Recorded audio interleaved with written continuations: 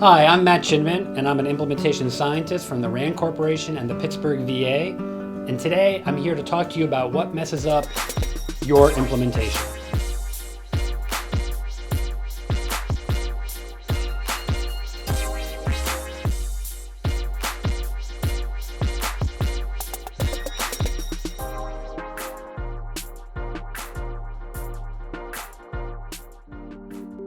So what do we want as social scientists? We want to tackle problems with the best solution, the evidence-based solution. And then we get the best possible outcome. For example, you have an infection, you use penicillin, there's no more infection.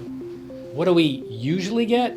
We get meh solutions that are not always evidence-based, and so we get meh outcomes. For example, in the world of youth drug use programs, if you just lecture at youth, they're not going to get the message, they won't listen. That's not an evidence-based solution, so you're going to get a meh outcome. That's not what we want. What are all the things that get in the way of implementation? There are a tons. There's resources, personnel, feasibility, leadership, awareness, knowledge, self-efficacy. So many reasons. How can we make sense of all these possible reasons? We need an organized system to do that. And we have one, and it's called the Consolidated Framework for Implementation Research, or pronounced, ding, CFR. So CFR has 39 constructs or factors that can influence implementation, both either positively or negatively. And those 39 are within 5 domains. 39 is a lot, so let's just focus on those 5 domains. The first one is intervention characteristics, or things that have to do with the evidence-based practice itself. Then there's the outer setting. That's the big world out there, and that can have an impact on implementation. And there's also the inner setting, or factors that have to do with the organization. And then there's characteristics of individuals, and then there's the process of implementation itself.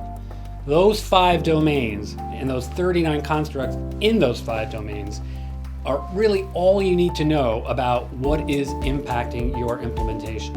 What can you do with CFR? You can look ahead. You can learn about typical barriers and facilitators in your area, either through a standalone project or part of an efficacy trial, which would then be called a hybrid 1 trial.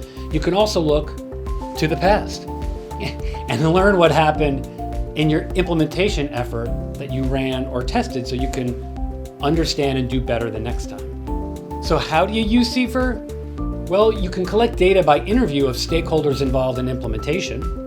You can start with an interview guide from the CFR website, which we'll show you in a second, and then you can tailor it to your domain. You can analyze that data qualitatively, meaning looking for themes and for quotes, but you can also analyze that data quantitatively using this handy scale from +2, which is the most facilitating, to -2, which is the most inhibiting.